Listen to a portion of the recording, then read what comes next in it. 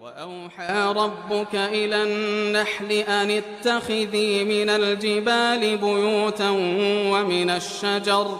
ومن الشجر ومما يعرشون ثم كلي من كل الثمرات فاسلكي سبل ربك ذللا يخرج من بطونها شراب مختلف ألوانه فيه شفاء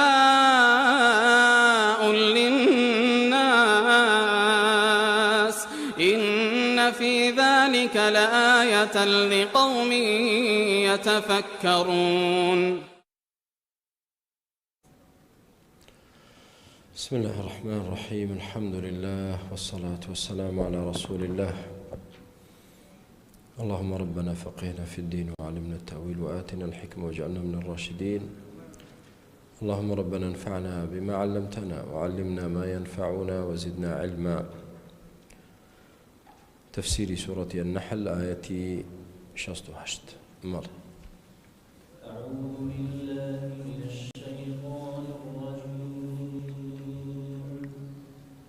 وأوحى ربك إلى النحل أن اتخذي من الجبال بيوتا ومن الشجر ومما يعرشون. وأوحى ربك استأواك يكسر أوا بخوانينەوە معنای لغوی بکەین، يعني وشە بە وشە. ئەوحا يعني وحی نارد چێ پەروەردگارت، وحی بۆ چێ نارد؟ إلى النحل، بۆ مێشەنجوێن. ئێستا لێرە وەقفەیەک دەکەین، دەڵێن نە بە تەفسیرەکەدا بگەڕێنەوە. ئێخۆ مێشەنجوێن پێغەمبەر نییە تا خوای گەورە وحی بۆ بنێرێ. چۆن دەبێ بڵێین خوای گەورە وحی نارد بۆ نەحل؟ کەواتە دیارە وحی جگە لە نیگا ناردن ئەو وحیەی بۆ پێغەمبەران دەنێردرێ عەلەیهیم السەڵات وەسسەلام، دیارە مانایەکی تریشی هەیە. دەبێت لەو مانایی تر بگەڕێن. بۆچی؟ چونکە ممکن نییە نەحل پێغەمبەر بێت و وحی بۆ بێت. چۆن شتی وا دەبێت؟ واسأل من أرسلنا من قبلك من رسولنا، ئەوانەی کە ڕسوولن پرسیاریان لێ دەکرێ. وما أرسلنا من قبلك إلا رجالا نوحي إليهم، لە پێشتۆ هیچ پێغەمبەرێکمان نەناردووە ئیلا ریجالا، پیاوانێک بوون کە وحیمان بۆ ناردوون. کەواتە دەبێ پێیدا بچینەوە ئەم قەزیە، نابێ ئەوحا رەبوکە لێرە بەو مانایە بێ کە شائعە معروفە کە بریتیە لە ناردنی وحی بۆ پێغەمبەران. ئەی ماناکەی تری چییە؟ ماناکەی تری بمعنى ئەلهەمە. ئەلهەمە ئیلهام واتە خستنە ناو دڵی ئەو مەخلووقەیەوە، ئەو زیندەوەرەوە. خوای گەورە بڕیارێک دەخاتە دڵیەوە کە ئەو حەرەکەیە بکات، ئەو جوڵەیە بکات، ئەو هەنگاوە بنێت. ئایا پەروەردگار وحی بۆ دایکی موسا نەنارد؟ وحی چی بۆ نارد؟ خوای گەورە دەفەرمێ ئەوحەینا ئیلا ئومی موسا، چی لێ بکە؟ ئەن ئەڕضعیه. وارووا وحی بۆ نارد کە بیخاتە ناو تابوتێکەوە فڕێداتە ناو، بیخاتە ناو بەحرەوە. ئەم وحیە چییە؟ دەڵێن ئەو وحیەش کە بۆ دایکی موسای نارد، و ئەو وحیەش کە عەلەیهی سەڵات وسەلام کە بۆ نەحلی نارد، ئەمە هەمووی ئیلهامە. ئیلهام بریتیە لە ما يخلقه الله جل وعلا في قلب الحي بدون چی؟ ابتداء من غير سبب ظاهر. خوای گەورە ئیلهامێک کە شتێک دەخاتە دڵیەوە بەبێ ئەوەی هۆکارێکی دیاریش ببینی، وات لێ دەکا کەوا بکەیت. هیچ فریشتەیەک، واتە بۆ نمونە جبریل نەهاتە خوارەوە لە ئاسمان بە دایکی موسا بڵێت تۆ دەبێ ئاوا بکەی لە کۆرپەلەکەت و ئاوای لێ بکەی. نە، خوای گەورە خستە دڵیەوە. دیسان پەروەردگار جبریلی نەنارد بۆ لای نەحل، بۆ لای مێشەنجوین پێی بڵێ ئەوە من لەلایەن خوا وەحیم بۆ هێناویت کە تۆ ئەو کارە بکەی ئەی چی خی گەورە خستیە دڵیەوە کەوا بکات تەواو کە خستیە دڵیەوە وا دەکات بزانین ئەو ئیلهامەی کە خی گەورە خستیە دڵی هەنگەوە مێشەنجوینەوە چی بوو أن اتخذي من الجبال بيوتا ومن الشجر ومما يعرشون خستي دڵی ئەوەکە مێشەنجوین ماڵێک بۆ خۆی دروست بکات شانەی هەنگ ماڵێک دروست بکات بۆ دروستکردنی هەنجوین لەکوێ من الجبال لەکوێ ئەو خانوو بۆ خۆی دروستکە لە کێوەکان بۆیە زۆرێک لە شانەی هەنجوین لەکوێ دۆزرێتەوە لە ناو کێوەکان دەبینی لە کەلێنە شاخەکاندا دەدۆزرێتەوە ئەوە چووە لەوێ خی گەورە بە ئیلهام خستی دڵی ئەو مێشەنجوینەوە کە بچێت لەو کەلێنە شاخە ماڵی خۆی دابنێ شانەی خۆی دروست بکا بۆ هەنجوین دروستکردن ومن الشجر يعني ومن الشجر بيوتا يعني حتى لە درەختیش چی بکە لەسەر درەختەکانیش ماڵێک بۆ خۆی دروست بکات هەندێک جار دەبین لەسەر درەختێکی بەرز لە قەدی درەختێک یا لە ناو لقەکانی درەختەکە دەبینی شانەی هەنگ دۆزیتەوە لەوێ ماڵی بۆ خۆی دروست کردەوە بۆی پارێزراو بێ ومما يعرشون و هەروەها لەکوێی تریش دیسان لە سەربانی ئەو خانوانش کە خەڵکی دروستی دەکەن یاخود لە کەپری مێوەکانیش هەردووچی دەگرێتەوە جاری وایە لە ژێر سواندەی خانوویەک دەبینی لەوێ مێشەنجوین بۆ خۆی هێلانەیەکی دروست کردووە و یاخود لەو کەپرەی کە بۆ مێو دروست دەکرێ کەپرە مێو لەوانەش مێشەنجوین ماڵی بۆ خۆی دروست کردووە چیت بۆ دەردەکەوێت ئایا دەبێ مێشەنجوین بەبێ ماڵ هەنجوین دروستکە نابێت ئێستا پاشەڕۆی مێشەنجوین هەنجوینە دەکرێت لە هەموو شوێنێک فڕێدات فڕێدا هیچ نامێنی هیچ وانە کوا بەرهەمەکەی چییە هەنجوین دەست ناکەوێت لە هەر کوێیەک بێ پاشەڕۆکەی فڕێدا هەنجوینەکە فڕێدا لە دەشت و لە دەر و لە هەموو شوێنێک لە هەوا و لە ئاسمان کەواتە هیچ بە هیچ نەکرا پەروەردگار بۆ مەسلحەتی من و تۆ ئەی مرۆڤ ئیلهامی کردووە خستوویەتیە دڵی مێشەنجوینەوە کە ماڵ بۆ خۆی دروستکا لەو شوێنانە بۆچی بۆی من و تۆ دوایی بچین جوان جوان ئەو هەنجوینە کۆکەینەوە بۆ خۆمان بیخۆین و ئیستیفادەی لێ بکەین ئەمە دووشتی تێدایە وتمانەم سوورەتە سوورەتی دووشتە چێ پێم دەڵێ لەبیرتان ماوە یا دووسێ ڕۆژە دەرسمان نەماوە هیچی نەما ئەحسەنت سوورەت النیعەم سوورەتی نیعمەتەکانی خوا بەڵام لە پاڵ نیعمەتەکانی خوا شتێکی تریشە ئەویش چییە چیمان نیشان دەدا کاکە معجزەی خوا عەظەمەتی خوا گەورەی خوا بەڵگەکانی دەسەڵاتی خوا چێ وای لەو مێشەنجوینە کرد کە ئاوا ئەو بڕیارە بدا کە خانوو بۆ خۆی دروستکە ئەی کە ئەو بڕیارەی نەدابە لە هەر کوێیەک بە لە ئاسمان بە لە دەشت بە لە ناو بەحر بە لە هەر کوێیەک بە پاشە ڕۆیەکەی خۆی کانجوینەکەی فڕێدا بە هیچ استفادە نەدەکرد چێ وای لێ کرد کە ماڵ دروستکە ئەن اتخذی من الجبال بيوتا بيوت ماڵ بۆ خۆت دابنێ ئەی مێشەنجوین کێ خستیە دڵیەوە کێ ئەڵڵا جەل جەلالو ئەوە عەظەمەت و گەورەی پەروەردگارمان بۆ دەردەخا لەلایەک وهروەها فەضڵ و کەڕەم و نیعمەتی خوش بەسەرمانەوە لە لایەکتر بۆمان دەردەخات ئەوەش کە یەستەوجیب ئەمڕەین ئەم دووشت لەسەر تۆ واجب دەکای ئەی عەبد یەکەمیان لە بەرامبەر عەظەمەت و گەورەی خوادا سەردا بنەوێنە و ملکەج بە ببە عەبد دووەمیان لە بەرامبەر نیعمەتەکانی خوادا چی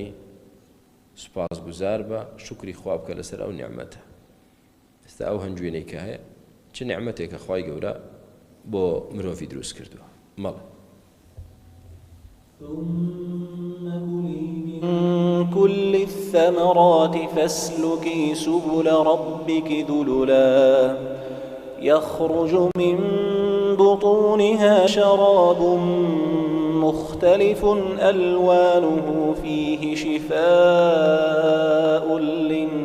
للناس إن في ذلك لآية لقوم يتفكرون.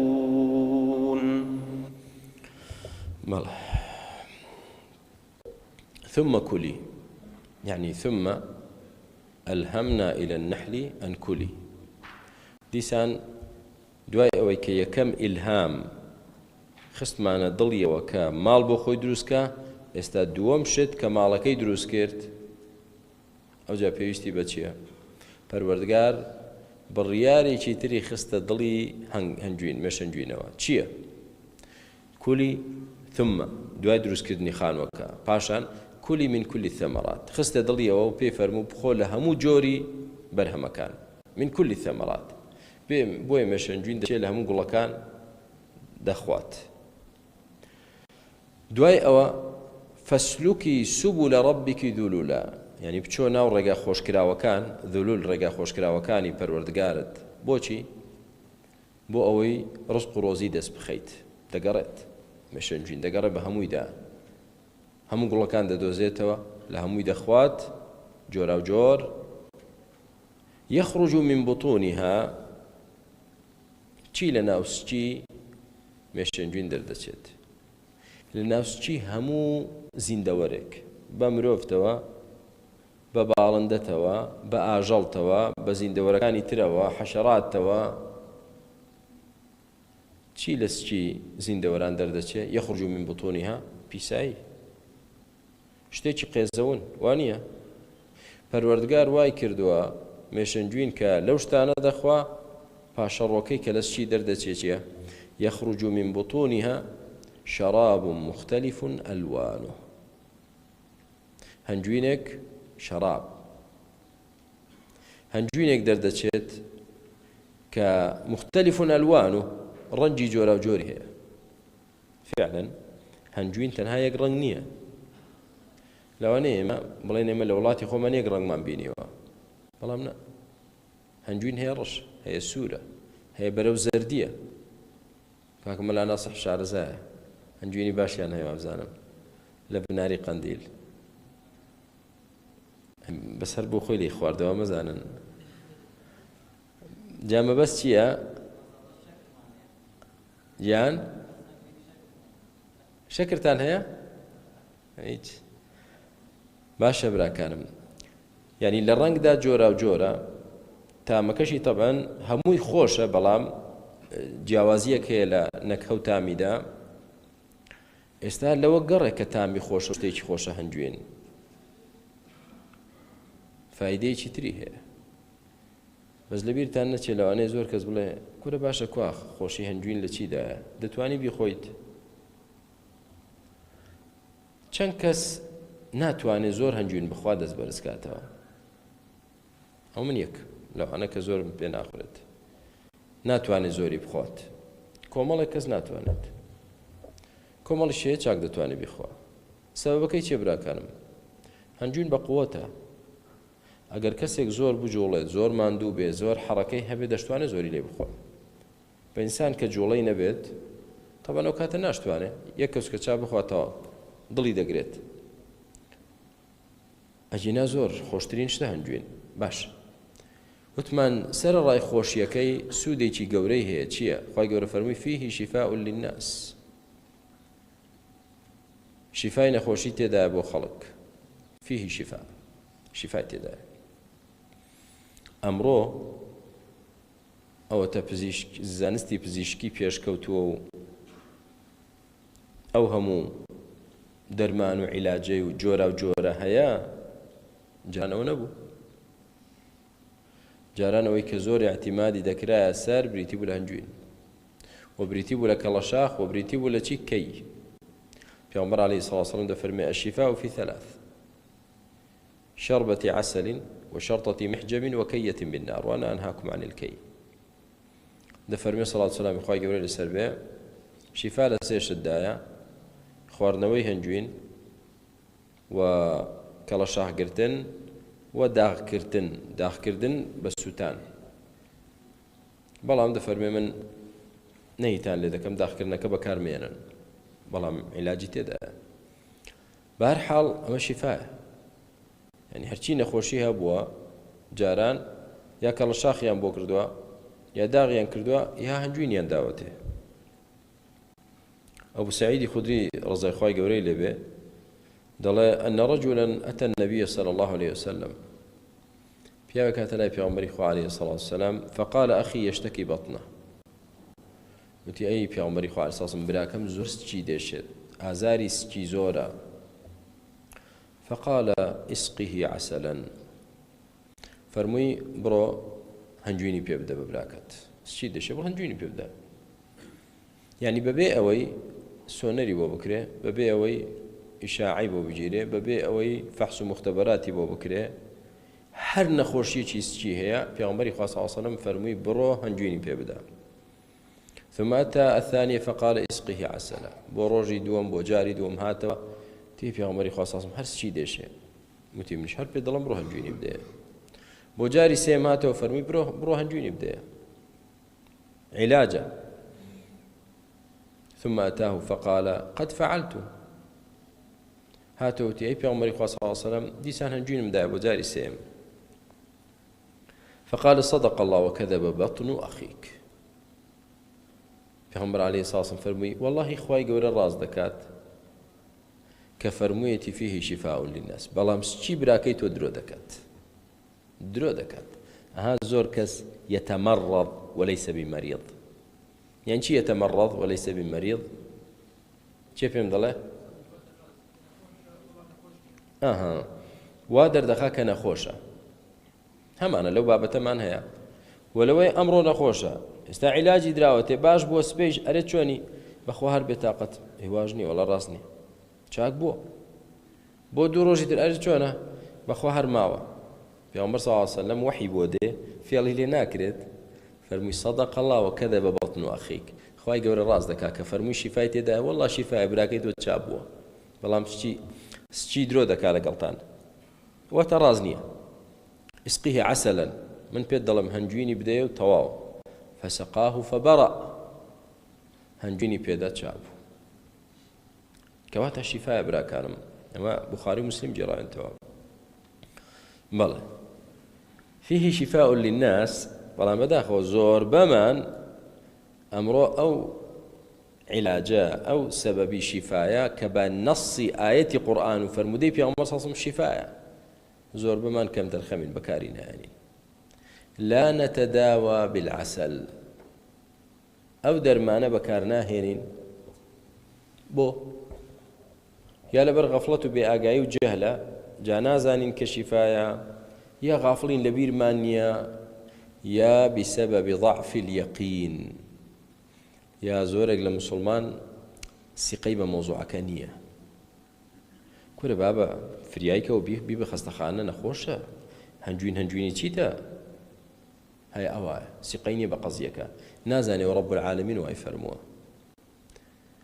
أو خوايك فرمويتي وإذا مرضت فهو يشفين شفاء لا يبروردقار بلام أوا هنجويني كردوت السبب شفاء إذا بكاري بينا بيقين وجاء ديبيني برهمك يشون دبي إن شاء الله جار دو جار سي جار بيخو بو يقينوا بو قمانوا كخواي ورشفاء دا إن شاء الله بل إن في ذلك لآية لقوم يتفكرون يعني براستي لمدى لم موضوع عدا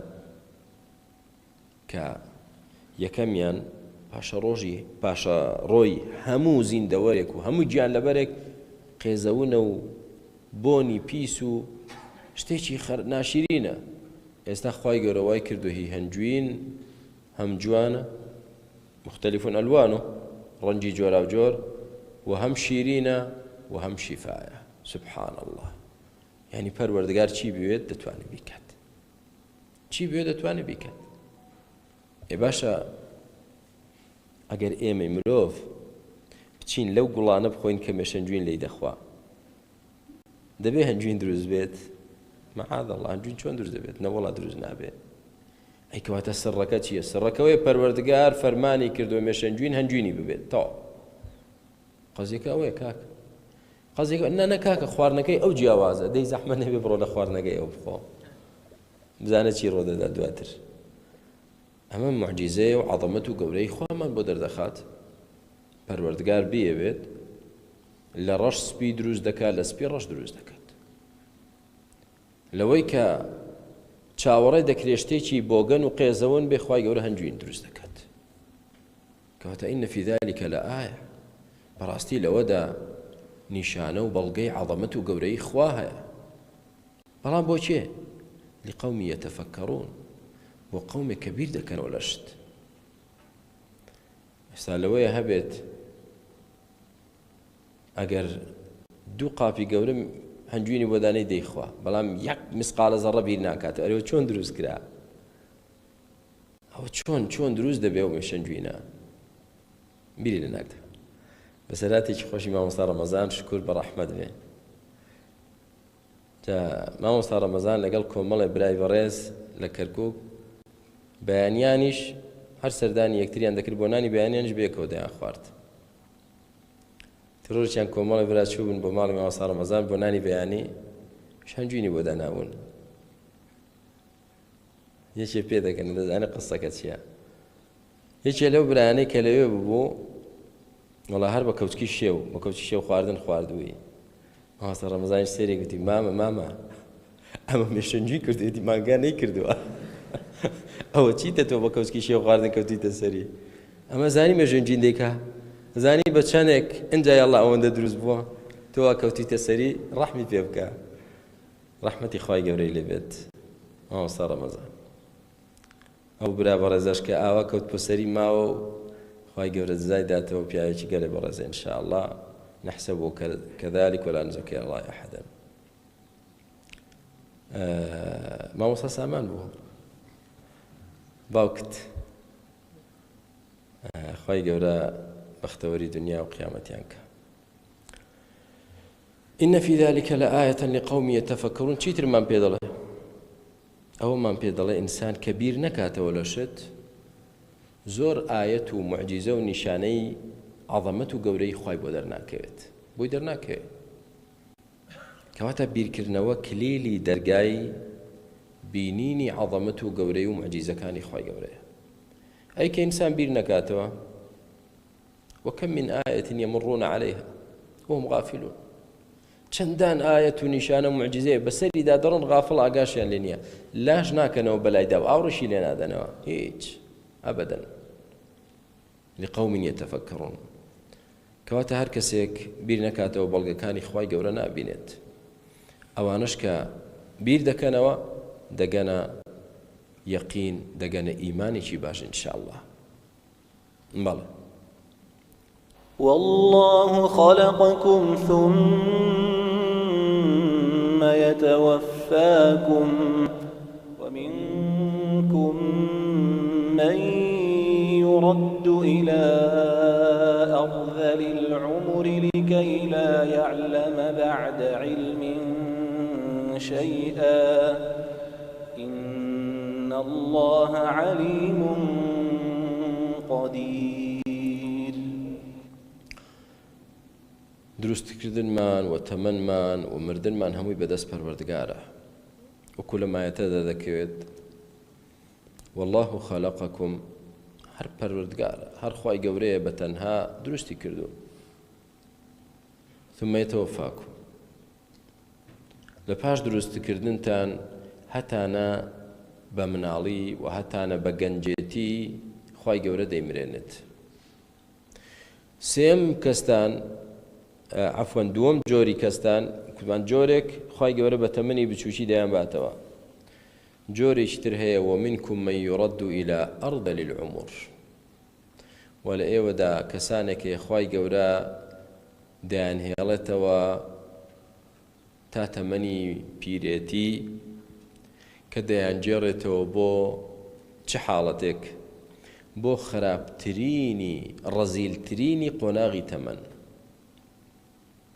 پیامبری خوا علیه الصلاة والسلام دەیفەرموو اللهم إني أعوذ بك من الجبن والبخل والهرم پنا بە تۆ دەگرم ئەی پەروەردگار لەو تەمەنی بە ساڵات چوویەی کە ئینسان تێیدا ڕەزیل دەبێت ئەرذەلی العمر خراپترینی قۆناغی تەمەن بەڵێ هەمانە خوای گەورە دەیهێڵێتەوە بۆ ئەو تەمەنە ئەرذەلی العمر بۆ لكي لا يعلم بعد علم شيئا بۆ ئەوەی وەک مناڵێکی نەفامی لێبێتەوە هیچ شتێکی لەبیر نامێنێت دوای ئەوەی کە شتەکانی دەزانیت هیچی لەبیر نامێنێ ئەی مرۆڤ بیرکەرەوە خوا دروستی کردیت دەتوانێت بە مناڵی بدباتەوە دەتوانێت بە گەنجێتی بدباتەوە دەشتوانێت بتهێڵێتەوە تاوەکو بە ساڵا دەچیت و هیچت لەبیر نامێنێ خەریف دەبی عەقڵەکەت خەریکە لە دەست دەدەیت توانە و هێز و دەسەڵاتت لە دەست دەدەیت ئەو تەمەنە کە ئینسان گەیشت پێی لكي لا يعلم بعد علم شيئا دوای ئەوەی کە پێشتر شتی دەزانی پێشتر زیرەک بوو خاوەن علم بوو خاوەن عەقڵێکی کامل بوو سا هیچ نەما هیچ نەما پێشەوەی ئاەتەکە تەواوکەم وەسیەتێکم بۆ گەنجان مامەڵە لەگەڵ ئەو بە ساڵات چوانە بکەن بەو پەڕی ڕێز و حورمەت و سەبر و تەحەممولەوە چکە ڕۆژێک دەبێت کە تۆش بمێنی دەگەیتەوە تەمەنە ئەو بە ساڵات چوانە بوون کاتی خۆی تۆ مناڵ بووی سەبری لەگەڵت دەگرت تەحەممولی تۆی دەکرد کە مناڵ بوویت بە دیارتەوە دادەنیشت ژیری دەکردیتەوە چی پێویستیەکەت هەبا بۆی جێبەجێ دەکردی و فێری ئاداب و ڕەوشت و خوێندنەوە و زانستی دەکردیت ئێستا زەمانەکە سوڕا تۆ بەرز بۆی تۆ بۆ لووتکە گەیشتوویتە قیممەی عەقڵ و زانست و هێز و توانا و ئەویش لە لووتکەکە شۆڕ بۆتەوە دابەزیەوە بۆ خوارەوە دەستی لەرزۆک پێیەکانی لە دوای ناچێت ناتوانێت پاچێتی خۆی ڕابگرێت جلەکانی نازانێت چۆن لەبەریکە قسەکانی دەکات تێی ناگەی لێ حاڵی نابی قسەی بۆ بکەی بە دووجار و سێجار تێت ناگا و گوێ نابیستێت لێی بێزار نەبیت بێتاقەتی دەرنەبڕی دەنگ بەرز نەکەیتەوە بەسەریدا مەڵێ خوای گەورە لە تۆ ڕزگارمان کە زوو بێنەوە بیرخۆت کاتێک تۆ مناڵێکی چەڵمنی پیس بوویت ئەو باوکە و ئەو دایکە چی بۆ تۆ دەکرد توانای خۆی هێزی خۆی ژیانی خۆی تااقەتی خۆی علمی خۆی بۆ خزمەتی تۆ سەرف کرد ئەی مناڵ بۆ تۆی سەرف کرد تا تۆی پێگەیاند چۆن پاوەربانک هەیە پاوەربانک هەموو شەحنەکەی خۆی دەداتە مۆبایلەکە ئێستا وەڵا سفر بۆتەوە پاوەربانکەکەی هیچیان نەماوە باوکو دایک پاوەربانک خۆشی خۆی سەعادەتی خۆی ژیانی خۆی ماڵی خۆی کاتی خۆی هەمووی دەداتە مناڵ ئێستا بەتاڵ بۆتەوە ئەو باوکو دایکە تەواو هیچیان پێ نەما هیچ ئێستا هێز لای تۆیە قووەت لای تۆیە پارە لای تۆیە علم لای تۆیە توانا لای تۆیە نابێ سپڵەبی بەرامبەر باوکو دایکت نابێ سپڵەبی نابێ بێزاربی لە دەستیان ولا تقل لهما أف ولا تنهرهما نەچی بێزاریان کەی نەچی هاوارکەی بەسەریاندا ئۆف لە دەستان باوکو دایکت دوایان دەکرد لەگەڵ تۆ کە مناڵ بوویت بە هەموو حاڵەتێکی تۆ ئەوان دڵخۆش بوون بە هەموو حاڵەتێکی تۆ ئەوان قبوڵیان بوو بۆی برا کە مەرحەلەی ئەرذەل العومر ئاگاتان لێ بێت ئەوانەتان کە باوکو دایکیان گەیشتونەتە ئەو تەمەنە بە وەفا بن لەگەڵیان بۆی ڕۆژ یەکەمیان بە وەفا بن حەقە لەسەرتان بە وەفا بن ئەوان قووەتی خۆیان هەموو دایە ئێوە دووهەمیشیان کەمە تدین و تودان ئەگەر بە وەفا نەبی ئەمڕۆ سبەی مناڵەکەشت لەگەڵ تۆ بە وەفا نابێت چاک بزانە. إن الله عليم قدير بەڕاستی تەنها پەروەردگارە کە تەواو زانایە و تەواو بەتوانایە. ئەی ئێمە وەرە هەرچی علم و زانستە بیخوێنە تا لە علم و زانستدا ئاماژەت بۆ دەکرێت فڵانە کەس ماشاءالله زانایە بەردەوام شەو و ڕۆژ تەدریبات بکە لە قاعەی ئاسن و کۆمفە و چی تاوەکو دەوترێت کوڕە فڵانە کەس یەکەمە کە گەیشتیتە ئەرذەل العومر نە عیلمەکەت دەمێنێ نە قودرەتیشت دەمێنێ. ئەو ملاکیم بوو مصارع بوو ملاکیمەی ئەمریکیەکەی کە موسڵمان بوو محەممەد عەلی کلای ئەوە کاتی خۆی لەسەر ئاستی جیهاندا یەکەم بوو بەڵام ڤیدیۆیەکانی هەیە لە ئاخیری تەمەنیدا ئەرذەل العومر چۆن دەلەرزێت لەرزۆک خۆی پێڕە ناگیرێت لەرزۆک دەبێ بیگرن لە چیەوە لە ئەو پەڕی قودرەوە هاتووە قودرەت و دەسەڵات هاتە لەرزۆکی بێدەسەڵاتی بێهێزی مرد ڕەحمەتی خوای لێبێ. ئەوەی کە بە علم و قودرەتی بەردەوامەوە دەمێنێتەوە بەس ئەڵڵایە. ئین الله علیم قدیر تەنها هەرچەندە عالم بی وردە وردە بە ساڵا چووی ورد نامێنێت ئەو داکرێت نامێنێت هەرچەندە بەهێز و بەتوانا بووی کە گەیشتیتە ئەرذەل العومر ئەو دەسەڵات و توانایەت نامێنێت. جایەکێ لە مەحاسن و جوانیەکانی ئیسلام چییە؟ یەکێ لە جوانیەکانی ئیسلام کە ئیسلام هەمووی جوانیە بەڵام یەکێکی باسکەین وای مسلمان پەروەردە کردو ئەو دینە کە بە وەفا بین. بۆیە باوکو و دایکت تا زیاتر بە ساڵا بچن و زیاتر بێهێز و پەککەوتە بن زیاتر لای تۆ شیرندر و خۆشەویستتر و بەڕێزترن. ئەیوانی مەگەر بۆچی دەڵێن زیاتر؟ چونکە کاتێک کە باوکو و دایکت گەنجن تۆ بە پەرۆژنی بۆیان باوکم گەنجە ماشاءالله بەهێزە بە توانایە زیرەکە خەمیم نییە بەڵام کە دەبینی باوکت توانای نەما هێزی نەماوە لەرزۆک بووە نەخۆشە ئەو کاتە زیاتر بەزەیت پێدادێ زیاتر ڕێزی دەگری زیاتر ئاگاد لێتی. ئەوە ئیسلام وا دەڵەوە نییە؟ ئەی لە وڵاتی غەرب لای غەیری موسڵمان ئەو وەفایە نییە ئەو پەروەردە و ئەخلاقە نییە.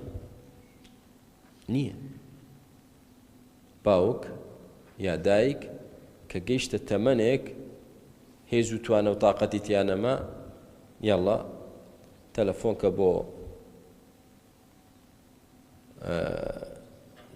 خانەی بە ساڵاچوان پیر و پەکەوتەکان کاکە وڵا ئێمەش نەفەرێکمان هەیە گەربێن بیبن لەوانەی خۆشی نەیبە ڕێک دێن هەڵی دەگرن و بۆ کوێ تەواو ئەلا ئێمە جێت نابێتەوە لەگەڵ ئێمە ناتوانین مناڵەکان ئەترسن لێت باوکە بە کەڵک نایەت خێزانەکەم بێزار دەبێت لەگەڵ تۆ بڕۆ بۆ دەرەوە دەی ئەوە پەروەردەی کوفرە سەیری پەروەردەی ئیسلامیشکە و هەر کەسێک ئەو پەڕی ڕێز و حورمەت و وەفای نەبێ بەرامبەر دایک و باوکی ئەوە صیفەتی جاهلیەت و کوفری تێدایە. ئینەکە امڕؤ فیکە جاهلیە بە ئەندازەی ڕێزگرتنت لە دایک و باوکت ئەو نیشانەی ڕەسەنایەتی دیندارێتی تۆیە چونکە پەروەردگار دوای حەقی خۆی حەقی دایک و باوک باز دەکە. وتمان ئەوەش جوانی ئیسلامە وهەمان لێ دەکا ئەو باوک و دایکە هەست بەو نەقسی لە بیرچوونەوە و نەقسی بێهێزی و بێتوانایە هەستی پێ ناکەن. بۆ هەستی پێ ناکەن؟ چونکە مناڵەکان ئەو کەلێنیان بۆ پڕ دەکەنەوە و فێریان دەکەن. بەڵێ والله فضل بعضكم على بعض في الرزق فما الذين فضلوا براد رزقهم على ما ملكت أيمانهم فهم فيه سواء أفبنعمة الله يجحدون والله فضل بعضكم على بعض في الرزق وپروردگارتان خوای گەورە هەندێکتانی بەسەر هەندێکتاندا بەرز کردوتەوە و تەفزیلی پێداوە لە چیدا لە ڕزقدا هەتانە دەوڵەمەندە هەتانە فەقیرە یا هەتانە ئەوەندە دەوڵەمەندە کە چەندان خزمەتکاری هەیە لە ماڵەوە خزمەتکاری هەیە خزمەتی دەکە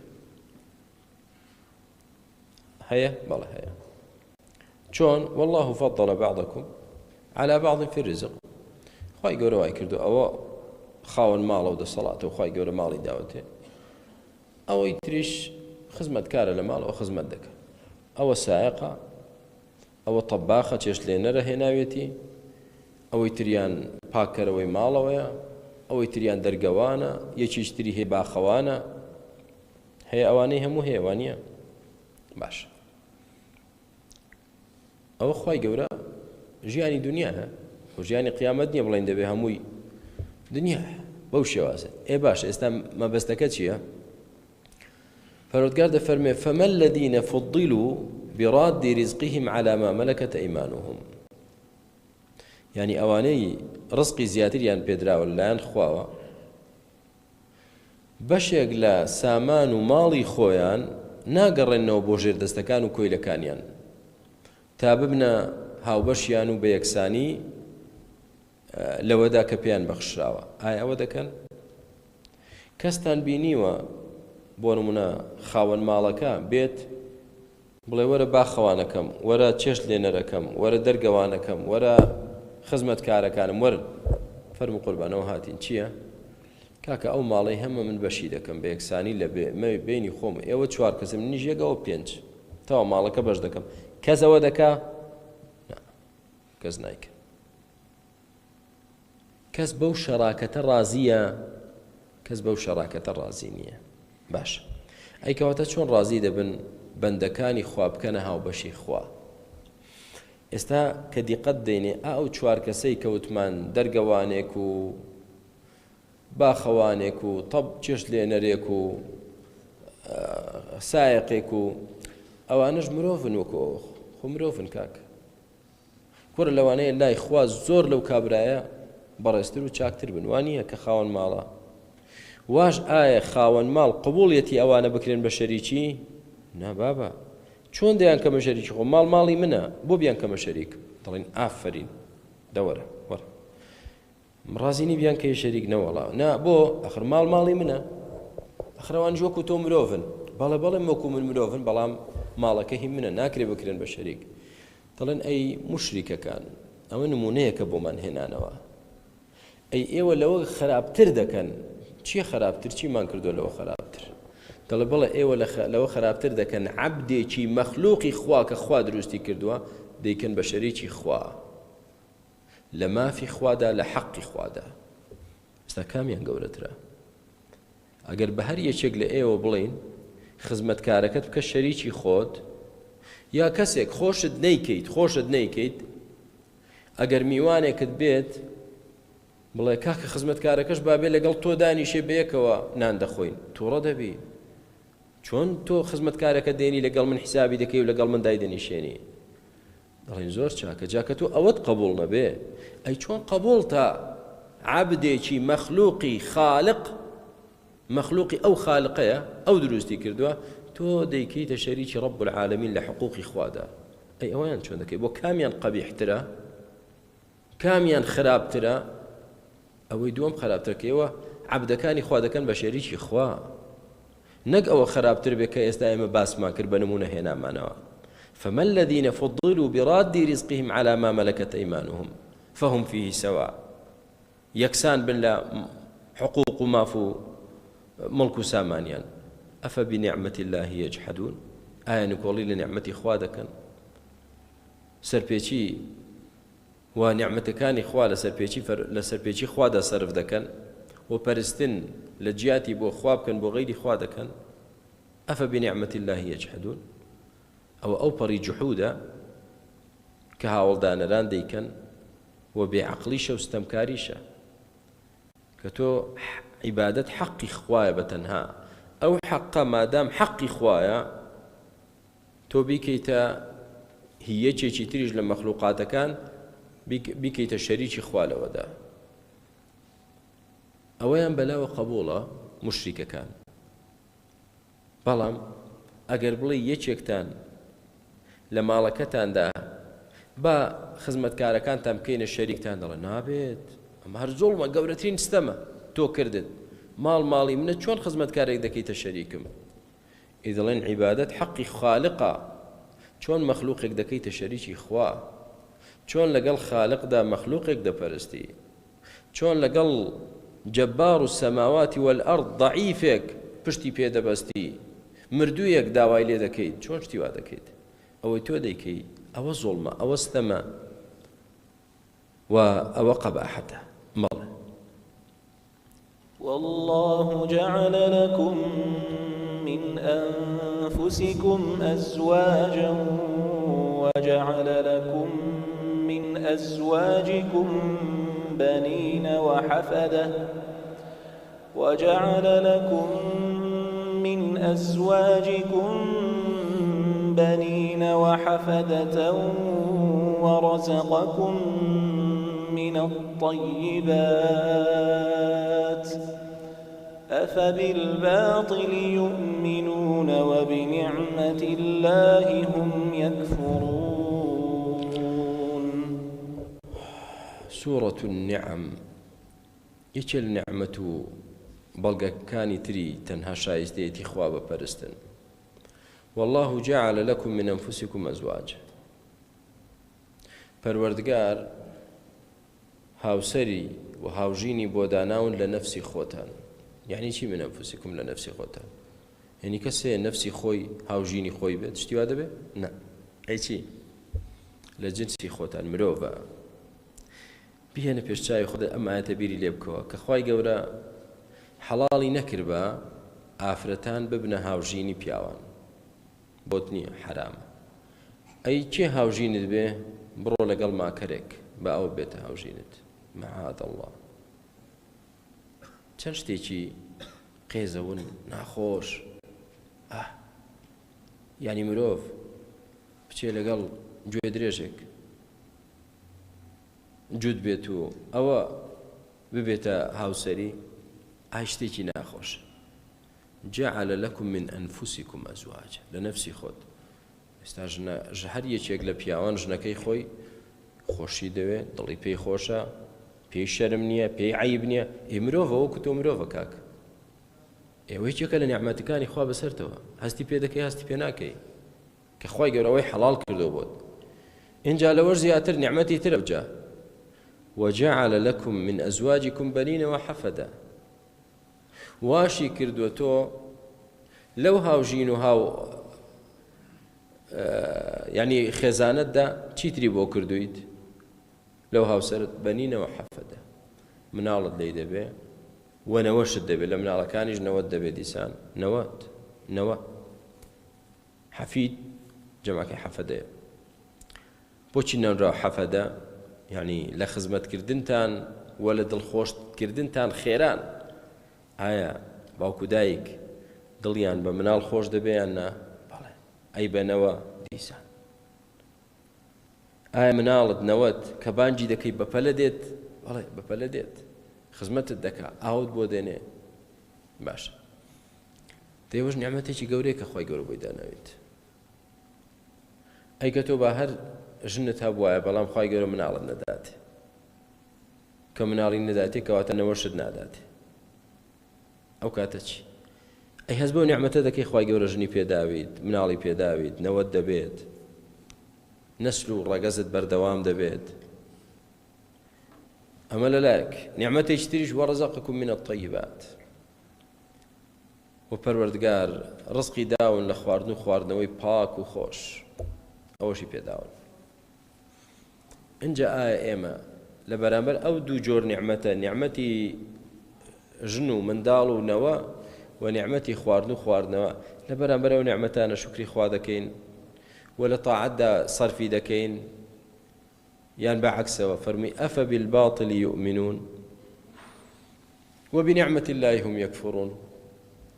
ئەوە باوەڕ بە باتڵ دێنن یان چۆن باوەڕ بە باتڵ دێنن ئێستا پێم بڵێ ئەوانەی کە خەڵکی هاواریان دەکاتێ ئەوانەی کە خەڵکی دەیان پەرستێ ئەوانەی کە خەڵکی ملکەچن بۆیان هیچیان هاوسەریان بۆ پیاوان دروست کردووە نە هیچیان مناڵت پێدەدەن نە هیچیان نەوەت پێدەدەن نە هیچیان ڕزق و ڕۆزیەکی پاکت پێدەدەن نە ئەی چی ئەوەی بۆ کردووی بەس ئەڵڵایە أفبالباطل يؤمنون استوتي باور بغير إخوادني كباطلة هيجي بوتونا كردوا وبنعمة الله هم يكفرون وبباور السبلة دبي برانبر نعمة كان إخواب زانة شي بوتو كردوا أو هم نعمتان بوتو كردوا براستي سيرة مروف يعني چۆن دەبێ بێباوەڕ بێت لە کاتێکدا پەروەردگار ئەو هەموو نعمەتانەی پێبەخشیوە لە بەرامبەردا باوەڕ بە شتانێک بێنێک کە هیچ کام لەم نعمەتانەی پێ نەبەخشیوە خوای گەورە لێمان ڕازی بێت ئەخیر ئایەت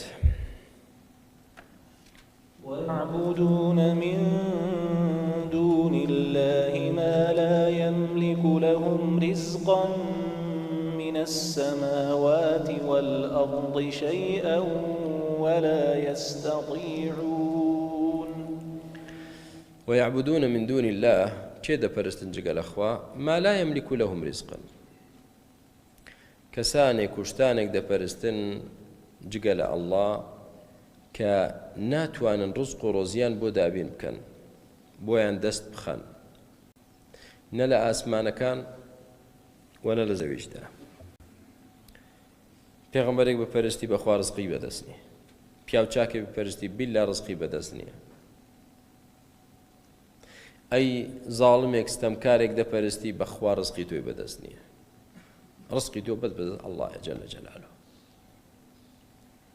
ولا يستطيعون وناشتوان رزقيان بدەست بێ ئەسڵەن یخۆ مڵکی ئەوان نییە هەمویان خۆشیان مڵکی خوای گەورەن نابینی کامە دەسەڵاتداری زۆر گەورەیە چۆن بە کون فەیەکونێک بين عشية وضحاها خواي قول التجريد دكا يجرده عن كل ما يملك عندي قد نسر كذا كان خواي قول لنا يبردون فرعونك كديود أنا ربكم الأعلى أليس لي ملك مصر وهذه الأنهار تجري من تحتي آية ملك مصر همي منية بخلشي دود بها أم همو أنهاره منية بجير مدادي ودس بها پەروەردگار دوای چی لێ کرد نەک هیچی نەهێشت لەناو ئەو نەهرەی کە شانازی پێوە دەکرد فەخری پێوە دەکرد لەوێ داخکاندی هیچی نەما کەواتە ئەوانەی کە خەڵکی ملکەج دەبێ بۆیان نەک خۆیان خاوەنی هیچ نین و ناتوان ڕزق و ڕۆزی بۆ تۆ دابێنکەن بۆ خۆشیان هیچیان نابێت کە خوا نەیاندات لعراق مثلا سەرکردەی عێراق لە شەرق و غەربی ئەو وڵاتە قەسر و مڵک و سامان و ماڵی هەبوو زۆر بە خێرایی پەروەردگار هەر هەمووی لێ سەندەوە تا لە ئەخیردا زانیمان چۆن کۆتایی بەژیانی هات ئێکەواتە مرۆڤ یا مەخلوق شایستەی ئەوە نییە تۆ ملکەچی بی شایستەی ئەوە نیە عەبدایەتی بۆ بکەی ئەوایەتەش ئەوت پێ دەڵێ هۆکارێکی گەورەی ملکەچبوونی خەڵک بۆ غەیری خوا ڕزقە لەبەر ڕزق زۆرێک لە خەڵکی کە ملکەچە بۆ غەیری خوا دەڵێ ڕزقم لای ئەو کەسە دەست دەکەوێت نازانێ ڕزقی تۆ وفي السماء رزقكم وما توعدون بخوا رزق لا عبد دزناك بالله رزق لا رب العالمين جل جلاله ئەوەی کە تۆ ئومێدی ڕزقت پێیەتی خوای گەورە دەتوانێت بە یەک لەحظە هەرچی ڕزقە پێ نهێڵێت حیچینی هیچ دەبێ یارمەتی بدرێت و لەوانەیە داوا لە خەڵکات کەواتە ئەی ئەو کەسەی گەورەترین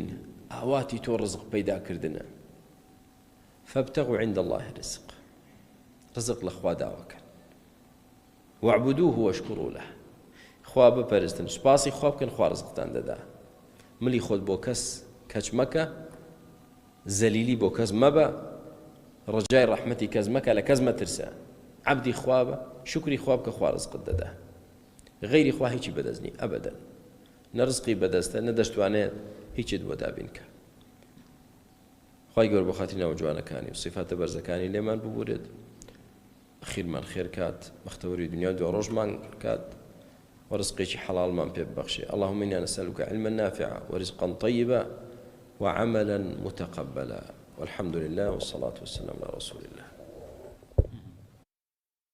وأوحى ربك إلى النحل أن اتخذي من الجبال بيوتا ومن الشجر ومما يعرشون ثم كلي من كل الثمرات فاسلكي سبل ربك ذللا يخرج من بطونها شراب مختلف ألوانه فيه شفاء للناس إن في ذلك لآية لقوم يتفكرون.